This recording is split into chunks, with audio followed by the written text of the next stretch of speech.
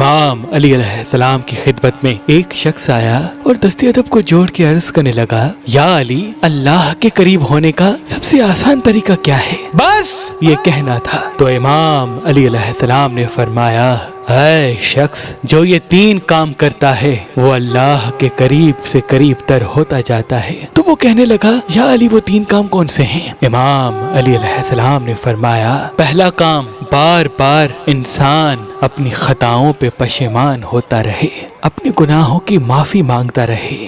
دوسرا کام، اپنا دل اللہ کی مخلوق کے لیے نرم رکھ کے جیے، جتنا ہو سکے اپنے وجود سے لوگوں کو فائدہ دینے کی عادت بنا لے۔ اور تیسرا کام، ہر نیک کام صدقے کی نیت سے کرے۔